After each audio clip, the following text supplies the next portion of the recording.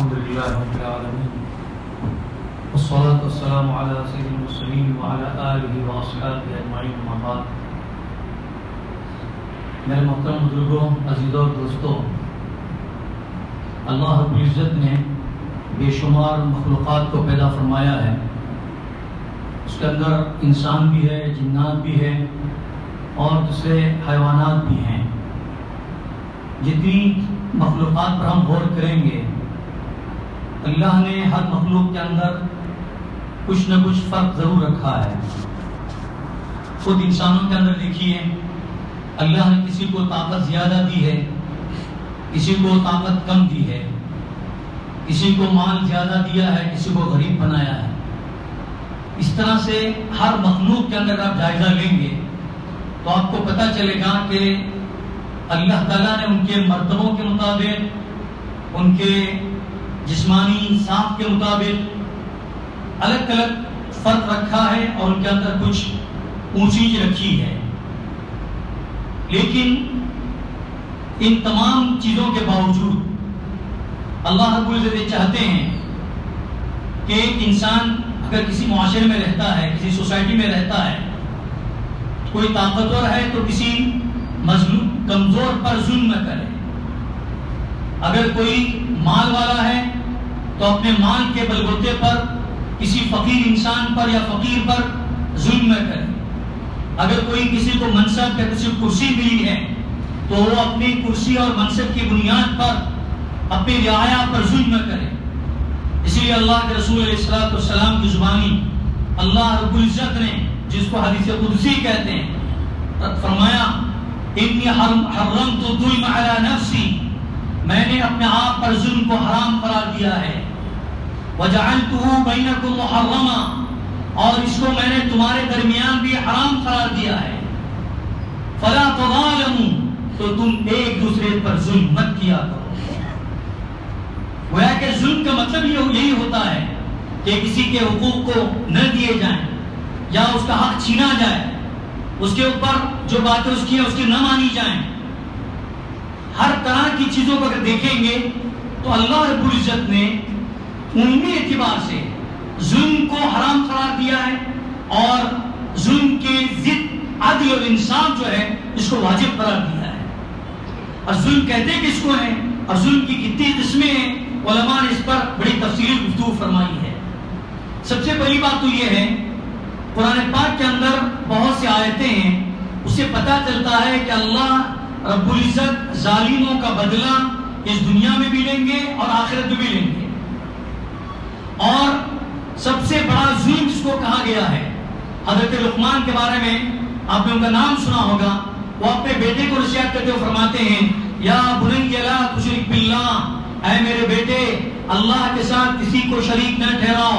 ان الشرک لظلم عظیم، بے شک جو شرک ہے بہت بڑا ظلم ہے. شرک کا مطلب یہ ہوتا ہے کہ اللہ کے ساتھ کسی کو شریک کیا جائے. اللہ کی جو صفات ہیں، اللہ کی جو معاملات ہیں، کسی دوسرے انسان کو بھی ان معاملات کا حقدار سمجھا جائے، ان صفات کا حقدار دوسرے انسان کو سمجھا جائے، اس کو ہم شرک کہتے ہیں. تو یہ تو انسان جو اللہ نے ہم کو پیدا کیا، اللہ ہم کو روزی دیتا ہے، اللہ ہمارا زندہ کرنے والا، اللہ ہم کو مارنے والا، یہ جو صفات انسان کے ہیں، اللہ کے ہیں، ان صفات کو ماننا اور اس پر یقین رکھنا اور یہ سمجھنا یہ صرف اللہ کے لیے ہی سزاوار ہے. اس پر یقین رکھنا. اگر ان چیزوں کو چھوڑ کر اللہ ہم کو کھلاتا ہے، پلاتا ہے، اللہ نے حکم دیا کہ اس کی عبادت کی جائے، اس کی بات مانی جائے، اس کی اطاعت کی جائے. دوسرے نمبر پر علماء نے اس کو لکھا ہے، پہلے نمبر پر اللہ کی ذات کے ساتھ کسی کو شریک ٹھہرانا ایک بہت بڑا ظلم ہے، بہت بڑا ظلم ہے. اس لیے کہ اللہ نے ہم کو پیدا کیا، اللہ نے ہم کو روزی اللہ نے دی اور اللہ روزی دیتے ہیں. اس کو چھوڑ کر کسی اور کے در میں جانا، کسی اور کی عبادت کرنا، کسی اور کی کو ماننا، کسی اور کی پرستش کرنا یہ بہت بڑا ظلم ہے. لیکن انسان اس کو بھی نہیں سمجھتا ہے. اللہ رب العزت نے اس کو بھی بڑا ظلم قرار دیا. دوسرے نمبر پر جو ظلم ہے عبادات کے تعلق سے ہے، اطاعت کے تعلق سے ہے، کہ اگر اللہ رب العزت نے جو احکامات ہم کو دیے ہیں ان احکامات پر ہم عمل نہ کریں مثلا اللہ نے نمازوں کو فرض قرار دیا ہے، ان نمازوں کو نہ پڑھیں. اللہ نے روزے فرض قرار دیے ہیں، روزے نہ رکھیں، اور جو احکامات دیے ان احکامات پر عمل نہیں کیا جائے. یہ بھی انسان کا اپنے آپ پر ظلم ہے. علماء نے اس کو بھی ظلم قرار دیا ہے، اس لیے کہ کل قیامت کے دن ایسے لوگوں کو سزائیں دی جائیں گی، وہ اسی بنیاد پر دی جائے گی کہ اس نے اللہ کے احکامات پر اور اس کی جو بات ماننی چاہیے تو وہ بات نہیں مانی، اس کی اطاعت نہیں کی، اس لیے اس کے بدلے میں اس کو سزا دی جائے گی. اور اس سزا کا مستحق سزا اس کو کیوں دی جا رہی ہے؟ اس لیے کہ اس کو عمل کرنا چاہیے تھا، اس کو نماز پڑھنا چاہیے تھا، اس کو روزہ رکھنا چاہیے تھا، اللہ کی اطاعت اور فرمانبرداری کرنی چاہیے تھی، نہ کرنے کی بنیاد پر اس کو سزا دی جا رہی ہے. یہ بھی علماء نے لکھا ہے، یہ بھی بڑا ظلم ہے. اور تیسرے نمبر کا جو ظلم ہے وہ حقوق کے ادا نہ کرنے کا، یا جس کا جو حق ہے وہ حق ادا نہ کیا جائے، اس کو بھی ظلم قرار دیا گیا ہے. مثلا اگر کوئی غریب ہے اس کا حق ادا دیا جائے. اگر ہم کوئی تجارت کرتے ہیں اور ہمارے پاس کوئی پارٹنر ہے، کوئی اس کا شریک ہے، اگر اس شریک کا اس کا حق ادا نہیں کریں گے، اس کا فائدہ اس کو نہیں دیں گے، یا اس کو نقصان کے نام شریک نہیں کریں گے، تو اس کا مطلب یہ ہوا کہ ہم بھی اس پر ظلم کر رہے ہیں اور اس کا ادا نہیں کر رہے ہیں. ظلم کی تعریف یہ کی ہوئی ہے کہ جو چیز جہاں پر رکھنی ہے اس کو نہ رکھ کر دوسری جگہ پر رکھی جائے، اس کو ظلم قرار دیا گیا ہے. اس کی تعریف یوں بیان کی گئی ہے. تو معلوم یہ ہوا کہ حقوق کے اندر بھی پامالی ہوتی ہے. کہیں پر ہم وراثت کے سلسلے میں بہنوں کو کتنا پہنچنا چاہیے، بھائیوں کو کتنا پہنچنا چاہیے، اگر والد ہے تو والد کو کتنا دینا چاہیے، اگر مرنے والے کی ماں موجود ہے تو ماں کو کتنا پہنچنا چاہیے، جتنا اس کا حق پہنچتا ہے اگر وہ حق نہ دے دیا جائے اس کو، اور اس کے حقوق سے اس کو محروم کر دیا جائے، اس کو بھی ہم ظلم کہتے ہیں. اسی طرح سے کوئی قانون ہے، قانون بنتا ہے، شریعت جو ہم کو دی گئی ہے وہ قانون ہے. اللہ رب العزت نے قرآن پاک کے اندر پورا قانون بیان کیا ہے. اس قانون کی پاسداری کرنا یہ عدل ہے، اور اس کے خلاف کام کرنا یہ ظلم ہے. جو بھی قانون ہے، اگر کوئی حکومت بنتی ہے، حکومت کا قانون ہوتا ہے، کسی چیز پر کوئی کام کرنے سے پہلے اس کا مکمل پروسیس ہوتا ہے، اس کی پوری کارروائی ہوتی ہے. وہ کارروائی میں اگر صحیح یا غلط پایا جاتا ہے تو پھر غلط پانے پر جو چیز اس پر اگر کوئی کام انجام دیا جائے اس کو ہم ظلم نہیں کریں گے. مثلا اللہ کے رسول علیہ السلام کے زمانے میں کوئی چوری کرتا تھا، اور جو احکامات اس کے ہیں، اگر چوری واقعتاً ثابت ہو گئی کہ اس نے چوری کی ہے اور اس کے بدلے میں اس کا ہاتھ کاٹا جانا چاہیے، تو پھر شریعت اسلامیہ کہتی ہے کہ اس کا ہاتھ کاٹا جانا چاہیے. اور اللہ کے رسول علیہ السلام کے زمانے میں چوروں کے ہاتھ کاٹے گئے، زنا کرنے والوں کو سنسار کیا گیا، ان کی جانیں لی گئیں. یہ ظلم نہیں ہے، اس لیے کہ اس کا ایک قانون بنا ہوا تھا.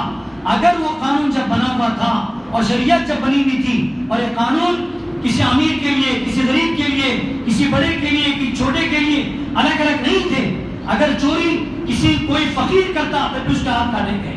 اسی لیے اللہ کے رسول علیہ السلام نے فرمایا تھا کہ جب ایسا کوئی واقعہ پیش آیا تو کچھ لوگ اللہ کے رسول کی خدمت میں تشریف لائے اور فرمایا کہ اس کا ہاتھ نہ کاٹا جائے.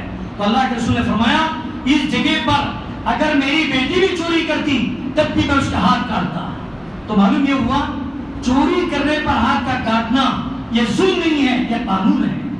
اگر قانون اس کی اجازت دے دیتا ہے اور قانون کے اندر موجود ہے سب کے ساتھ ایک ساتھ سلوک کیا جائے، کوئی غریب کرے تب بھی اس کے ساتھ یہ ہو، کوئی امیر کرے تب بھی اس کے ساتھ یہ حکم جاری کیا جائے، تو پھر ہم اس کو ظلم نہیں کہیں گے. ظلم کو سمجھنے کی ضرورت ہے.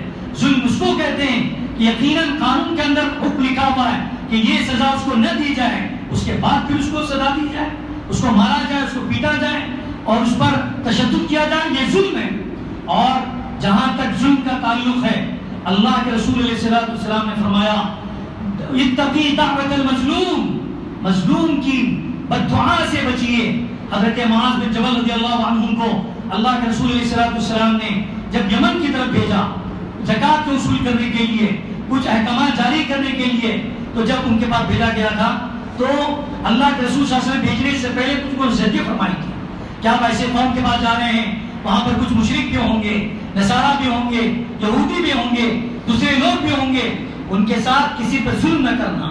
اس لیے کہ اگر ظلم کوئی کرے گا تو پھر اللہ کا معاملہ اس مظلوم کے ساتھ یہ ہوتا ہے کہ مظلوم کی بد دعا اللہ کے یہاں آسمانوں کو پھاڑتے ہوئے اور بادلوں کو پھاڑتے ہوئے اللہ تک پہنچ جاتی ہے.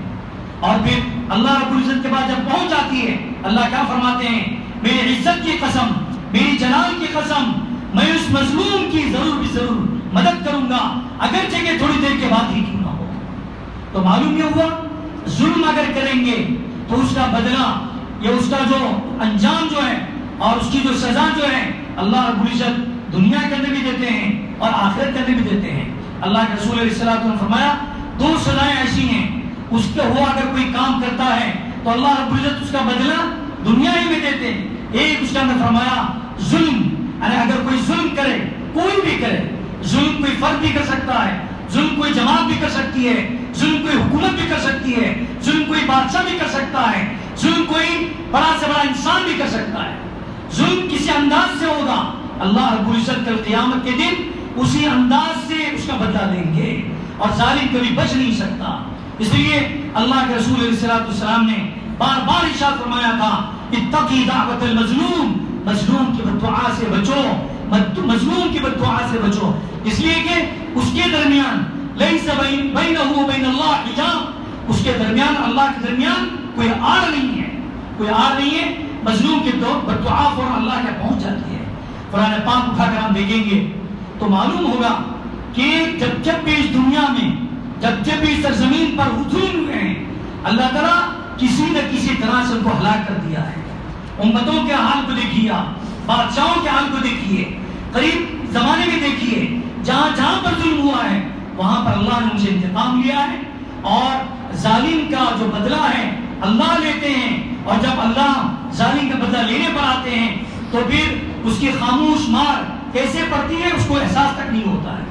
کیسے کیسے قومیں ہلاک ہو گئی, قوم عاد کو اللہ نے ہلاک کیا, قوم سمود کو اللہ نے ہلاک کیا, اور فرعون کو ہلاک کیا, قارون کو ہلاک کیا, اور اللہ نے ان ظلم کے نقشے کو سامنے رکھ کر ان لوگوں کا تذکرہ کیا ہے.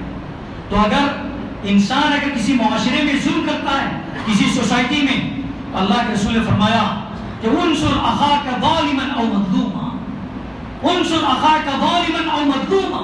اللہ کے رسول نے فرمایا ظلم کرنے والے کے جو ظالم ہے اس کا بھی ہاتھ پکڑو اور جو مظلوم ہے اس کا بھی ہاتھ پکڑو. ظالم کا تو سمجھ میں آتا ہے اس کا ہاتھ پکڑنے کا, مظلوم کو کیسے ہاتھ پکڑا جائے یا مظلوم کے ساتھ اس کا ہاتھ کیسے پکڑا جائے. فرمایا مظلوم کا جو حق ہے اس کو دلایا جائے اور ظالم کو اس کے ظلم سے روکا جائے. اور آدمی کی جو صلاحیتیں یہ مختلف ہوتی ہیں. اگر کوئی انسان کسی چھوٹے سے معاشرے میں ظلم کرتا ہے تو اس کو وہیں کے معاشرے کے لوگ اس کو جا کر بتلائیں گے کہ دیکھیے یہاں آپ ظلم کر رہے ہیں, یہ صحیح نہیں ہے, اس کے ساتھ ناانصافی ہے, اس کے ساتھ زیادتی ہے, اللہ اس کا بدلہ لیں گے, آپ اس کے ساتھ نرمی کا معاملہ کیجیے, ظلم کے بجائے اس کے ساتھ عدل کا معاملہ کیجیے, انصاف کا معاملہ کیجیے. اگر کوئی بادشاہ کرے گا تو اس کے وزیر بتلائیں گے, اس کے جو وزراء ہیں وہ بتلائیں گے, ان کے لیول کے لوگ جو ہوں گے ان کو روکنے کی اس کو کوشش کریں گے اور یہ مکلف ہے اس کے. اگر ان کو نہ روکا جائے گا تو پھر اللہ رب العزت, اللہ کے رسول علیہ السلام فرمایا جب کسی پر ظلم ہوتے ہوئے کوئی انسان دیکھے گا تو اس ظلم کے اندر وہ بھی اس کے اندر ملوث کر دیا جائے گا, یعنی کل قیامت کے دن عذاب کے اندر وہ بھی اس کے اندر ملوث کر دیا جائے گا. اس لیے میرے بزرگ اور بھائیوں, سب سے پہلی بات تو یہ ہے اگر ہم پر کسی کے حقوق ہیں, اگر ہم پر کسی کی ذمہ داریاں ہیں, ان ذمہ داریوں کو صحیح طریقے سے ادا کیا جائے. اللہ کے رسول علیہ السلام کو فرمایا تھا اپنے اجتماعات کے اندر, خطابات کے اندر, کہ اگر کسی پر کوئی مظلمہ ہے, یعنی کسی نے کسی پر ظلم کیا ہے, تو دنیا کے اندر اسے معافی تلافی کر لے, اس کا حق ادا کر لے. کسی کا حق مارا ہے, کسی کی زمین ہڑپ کی ہے, کسی کے حقوق ادا نہیں کیے, دنیا کے اندر موقع ہے کہ ان حقوق کو ادا کر دیا جائے.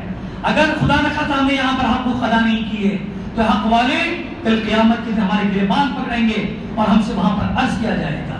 ایک تو یہ ہے. دوسرا, معاشرے کے اعتبار سے, سوسائٹی کے اعتبار سے جہاں پر بھی ظلم ہو رہے ہیں اس کو روکنے کی کوشش کریں, ان کو ترغیب دی جائے, ان کو بات منوانے کی کوشش کروائی جائے. تیسری بات یہ ہے اگر کوئی حکومت کسی پر ظلم کرتی ہے تو بڑے جو لوگ ہوتے ہیں جو روک سکتے ہیں ان کو, ان کی بھی ذمہ داری ہے کہ ان کو روکیں. اور اگر مظلوم کوئی فاجری کیوں نہ ہو, اللہ کی مدد اس پر ضرور آئے گی. اس لیے کہ اللہ کے رسول علیہ السلام نے اس کی خوشخبری خود حدیث پاک میں دی ہے کہ مظلوم جب اس پر ظلم کیا جاتا ہے تو پھر اللہ کی مدد دیر سویر ضرور آئے گی. اس کو گھبرانے کی ضرورت نہیں ہے.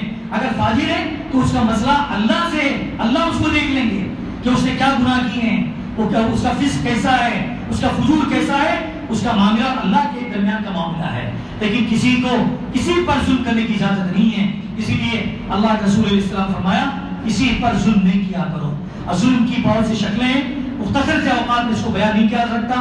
ماشاءاللہ علماء موجود ہیں, ان سے آپ کو معلوم کرنا چاہیے اور معاشرے کے اندر اس کو عام کرنا چاہیے کہ ظلم کس کو کہتے ہیں. بہت چھوٹی چھوٹی چیزیں ہوتی ہیں, لوگ اس کو سمجھتے ہیں کہ یہ ظلم نہیں ہے, یہ ظلم نہیں ہے. اس پر بھی کسی کے حق کو مارنا عمومی طور پر ایک عوام کو سمجھانے کے لیے میں ہمیشہ کہتا ہوں کسی کا حق اگر ہے اس کو حق دیا جائے, جو ان سا بھی حق ہے. بہت سے لوگ قرض لیتے ہیں ادا نہیں کرتے, یہ بھی ظلم ہے. بہت سے لوگ اپنی جائیداد میں کسی کو محروم کر دیتے ہیں, یہ بھی ظلم ہے. بہت سے لوگ فیصلے ہو چکے ہیں, کئی سال گزر چکے ہیں, لیکن اب تک وہ پیسہ ادا نہیں ہوا یا معاملات حل نہیں ہوئے ابھی تک, یہ بھی ظلم ہے. ان کو بھی سمجھنا چاہیے کہ اگر آپ نے جو وقت لیا تھا وہ وقت ختم ہو چکا ہے. آپ مجھے جائیے اور پوچھیے اور بتائیے کہ ہم نے آپ سے وقت لیا تھا لیکن ہم آپ کو ادا نہیں کر پا رہے ہیں, حالات کچھ ایسے آ گئے ہیں, تو آپ مجھے جا کر وقت کو بڑھائیے. اگر آپ وقت نہیں بڑھائیں گے اور بلا وجہ ایسے ہی گھر میں رہ رہے ہیں, بہت سے گھروں کے اندر ہم دیکھتے ہیں کہ فیصلے ہو کر کئی سال گزر چکے ہیں, بیچارے کسی شرم کی وجہ سے یا کچھ معاملات خراب ہو جائیں گے, بھائی چارہ ختم ہو جائے گا, اس کی وجہ سے کچھ ان سے پوچھتے نہیں ہیں. اس کا مطلب یہ نہیں ہے کہ آپ اپنے اس کے حق کو مار کر دبا کر بیٹھے رہیں گے. اس لیے بہت سی چیزیں ایسی ہیں جو ہمارے معاشرے کے اندر بھی اس کی اصلاح ضروری ہے اور اس کے اندر درستی کی ضروری ہے. اس لیے کوئی بھی چھوٹی چھوٹی چیز ہو آپ خود سوچ سکتے ہیں کہ ایسا ہو رہا ہے, تو آپ کسی عالم سے اگر پوچھیے, اس کا حل نکالیے. کوئی ایسی بات نہیں اس کا حل نہیں کر سکتا ہو. بہرحال ہم اللہ سے دعا کرتے ہیں کہ دنیا میں جہاں کہیں بھی ظلم ہو رہا ہے, دین پر اسلام پر عمل کرتے ہوئے اور عمل کرنے کی وجہ سے ان پر ظلم ہو رہا ہے, مسلمان ہونے کی وجہ سے کسی پر ظلم ہو رہا ہے, ایمان والے ہونے کی وجہ سے اس پر ظلم ہو رہا ہے, تو اللہ تعالیٰ اس ظالم کے ہاتھ کو ظالم کا انتقام لے لے اور مظلوم کے اللہ تعالیٰ مدد فرمائے. جہاں پر پورے عالم میں, ہندوستان میں تو آپ دیکھیے سن ہی رہے ہیں, اس کے علاوہ عالم میں بھی دیکھیے کہیں پر مسجدوں کو بند کیا جا رہا ہے, کہیں پر مسلمانوں پر گولیاں چلائی جا رہی ہیں, مسلمانوں پر مسلمانوں کو تکلیفیں دی جا رہی ہیں, یہ سب ظلم ہے. اس کے لیے میرے بزرگ اور بھائیوں ایک ہی چیز رہ جاتی ہے کہ ہم سب کو اللہ کے رجوع ہونا ہے اور اللہ سے دعائیں مانگنی ہیں, استغفار کرنی ہے, توبہ کرنی ہے. یہ سب وہ کام ہے کہ جس کی وجہ سے اللہ کی مدد آئے گی اور ظالم ظلم سے روکے گا اور مظلوم کے اللہ تعالیٰ جہاں پر بھی ہو اللہ تعالیٰ اس کی مدد فرمائیں گے. اللہ تعالیٰ مجھے بھی اور آپ کو بھی ان باتوں کو سمجھنے اور عمل کی توفیق عطا فرمائے. وآخر دعوانا ان الحمدللہ رب العالمین. سبحان اللہ وبحمدہ, سبحانک اللہم وبحمدک, نشہد ان لا الہ الا انت, نستغفرک ونتوب الیک. سبحان ربک رب العزة عما یصفون وسلام علی المرسلین.